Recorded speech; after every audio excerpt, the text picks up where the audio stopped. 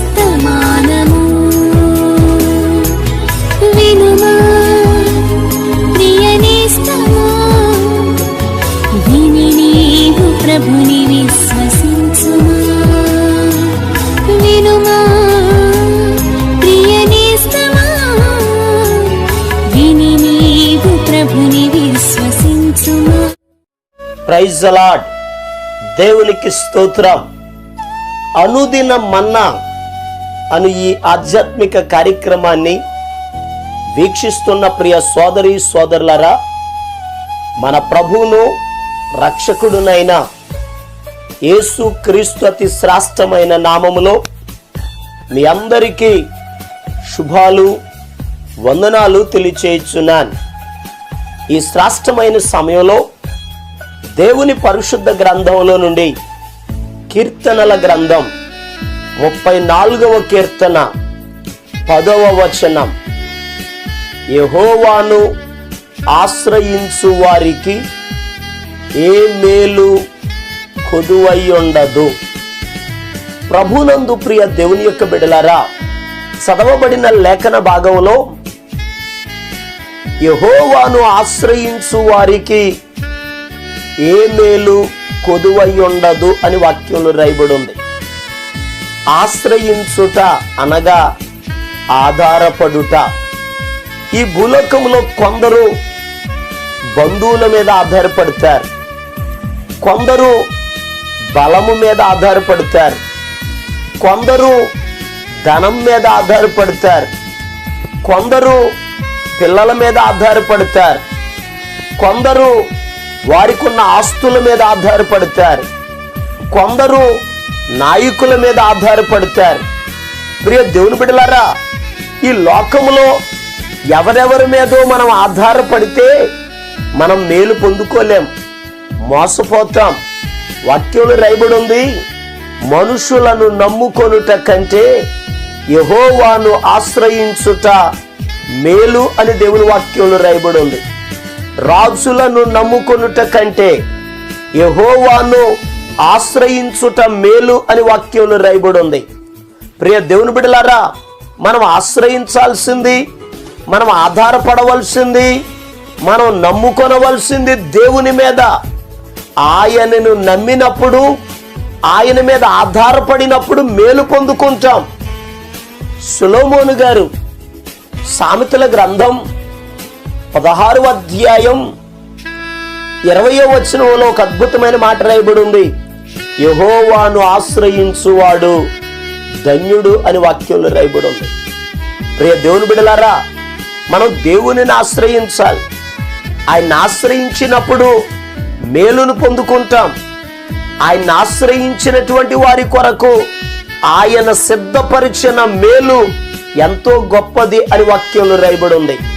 అయితే ఒక మనిషి దేవునిని ఆశ్రయించుట ద్వారా కలిగే మేలేమిటి అని అడిగితే 2వ దినవృత్తాంతముల గ్రంథం 26వ అధ్యాయం 5వ వచనం, దేవుని ప్రత్యక్షత విషయమందు తెలివి కలిగిన జకరియా దినములలో అతడు దేవుని ఆశ్రయించెను, అతడు యెహోవాను ఆశ్రయించినంత కాలము దేవుడు అతనిని వర్ధిల్ల చేశానని వాక్యంలో రాయబడి ఉంది. ప్రియ దేవుని బిడ్డలారా, చదవబడిన లేఖన భాగంలో ఉజ్జియా అనబడినటువంటి ఒక రాజు ఉన్నాడు. ఈ రాజు దేవునిని ఆశ్రయించాడు. అతడు దేవునిని ఆశ్రయించినంత కాలము దేవుడు అతనిని వర్ధిల్ల చేయడం ప్రారంభించాడు. ఈరోజు ఈ మాటలు వింటున్న ప్రియ దేవుని బిడ్డలారా, నీకొస్తున్న సమస్యలను బట్టి, నీకొస్తున్న ఇబ్బందులను బట్టి మనుషుల మీద ఆధారపడుతున్నావేమో, మనుషులను ఆశ్రయించావేమో. ఈరోజు నువ్వు దేవుని వైపు తిరగగలిగితే, ఆయనను ఆశ్రయించగలిగితే ఆయన నిన్ను వర్ధిల్ల చేస్తాడు. ఎందుకనగా ఉజ్జియా విషయంలో అత్యధికమైన సహాయమును దేవుడు చేశాడు. అతనికి ఒక గొప్ప కీర్తి కలిగింది. ఈరోజు ప్రియ దేవుని బిడ్డలారా, దేవునిని ఆశ్రయించినప్పుడు దేవుడు నిన్ను వర్ధిల్ల చేస్తాడు, నిన్ను గొప్పవానిగా చేస్తాడు, నీ సరిహద్దులను విశాలపరుస్తాడు. నీ ప్రతి అవసరతలను తీరుస్తాడు. ఆయన ఆశ్రయించినప్పుడు వర్ధిల్ల చేయడం మాత్రమే కాదు గాని మరికొక మాట చదువుదాం. 2వ దినవృత్తాంతముల గ్రంథం 14వ అధ్యాయం 7వ వచనాన్ని మనం చదివితే, ఆస అనబడినటువంటి రాజు యూదా దేశంలో ఉన్న ప్రజలందరికీ ఇలా ప్రకటన చేశాడు, మన దేవుడైన యెహోవాను మనము ఆశ్రయించినందున ఆయన మన చుట్టూ నెమ్మది కలుగ చేశాను అని రాయబడి ఉంది. ప్రియ దేవుని బిడ్డలారా, దేవుని ఆశ్రయించినందువలన దేవుడు నెమ్మదిని కలుగజేశాడు. ఈరోజు చాలా కుటుంబాల్లో, చాలా మంది వ్యక్తుల జీవితాలలో నెమ్మది కనిపించడం లేదు, నెమ్మది లేదు, సంతోషం లేదు, సమాధానం లేదు. చాలా వేదన చెందుతున్న పరిస్థితులు ఈ రోజు లోకంలో మనం చూస్తున్నాం. నెమ్మది లేని ప్రియ దేవుని బిడ్డలారా, నీ జీవితంలో నెమ్మదిని కలుగజేసేది దేవుడు. కీర్తనకారుడు అంటాడు, నా అంతరంగమందు విచారములు హెచ్చుగా ఉన్నాయి, నీ గొప్ప ఆదరణ నా ప్రాణమునకు నెమ్మది కలుగజేసింది అని అంటాడు. మనం ఆరాధన చేసే దేవుడు నెమ్మదినిచ్చే దేవుడు. అందుకే ప్రభు పిలుస్తున్నాడు, ప్రయాసపడి భారమును మోసుకొనుచున్న సమస్త జనులారా నా యొద్దకు రండి, నేను మీకు విశ్రాంతిని కలుగజేసేదను. విశ్రాంతి అనగా నెమ్మది. నేను మీకు నెమ్మదిని కలుగజేస్తాను. నా దగ్గరికి రండి, నన్ను ఆశ్రయించండి, నా మీద ఆధారపడండి. నిజమే ప్రియ దేవుని బిడ్డలారా, దేవునిని ఆశ్రయించినప్పుడు నెమ్మదిని పొందుకుంటాం.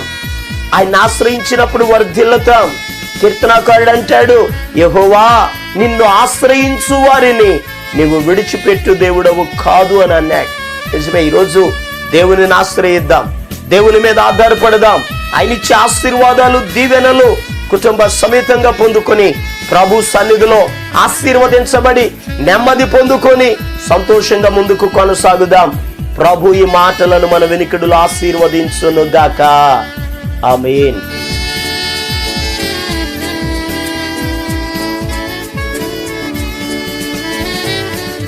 పరిశుద్ధుడును జీవం కలిగిన మా పరమ తండ్రి, ఆశ్చర్యకరుడు అయిన మా యేసయ్యా, నీకు వందనాలు అయ్యా. ఈ శ్రేష్టమైన సమయంలో ప్రత్యేకమైన రీతిలో ప్రార్థన చేస్తూ ఉన్నాను. గొప్ప కార్యాలు, ఆశ్చర్య కార్యాలు, మహత్తైన కార్యాలు చేయగలిగిన మా దేవా, నీ బిడల జీవితాల్లో నీ కార్యాలు జరిగించండి అయ్యా. నీ బిడల యొక్క ప్రతి అవసరతలను తీర్చండి. ఈరోజు చాలా మంది బిడలు నెమ్మది లేని పరిస్థితి, సంతోషము లేని పరిస్థితి, సమాధానం లేకుండా నాయన, ఆశీర్వాదం లేకుండా, రుణ బాధలతో, ఆర్థికంగా ఇబ్బందులతో నలిగిపోతున్న బిడ్డలు అనేక మంది ఉన్నారయ్యా. అయ్యా, ఈ మాటలు వినుచున్న ప్రతి బిడ్డ జీవితంలో నీ కార్యములను మీరు జరిగించండి. నీ బిడ్డలను మీరు ఆశీర్వదించండి, సరిహద్దులు విశాలపరచండి, నూతనమైన నీ కార్యాలు జరిగించండి. యేసు నామములో అయ్యా ప్రతి కుటుంబం ఆశీర్వదించబడునుగాక ఆజ్ఞాపిస్తున్నాను.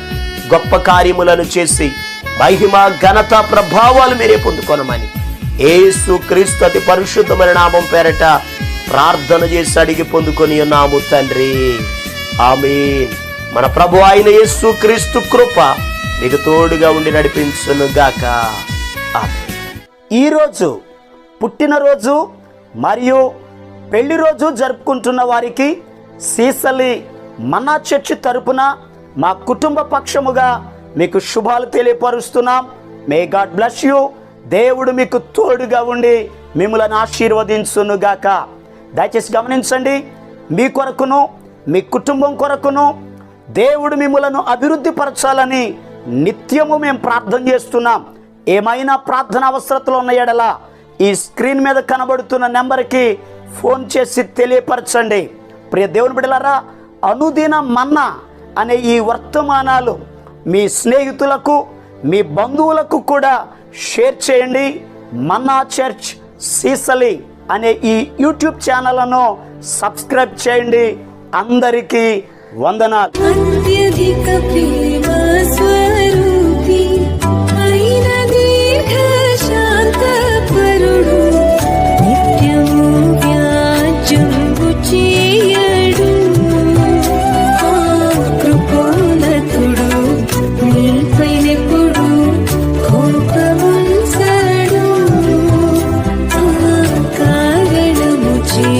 దేవ సంస్తుతి చేయగా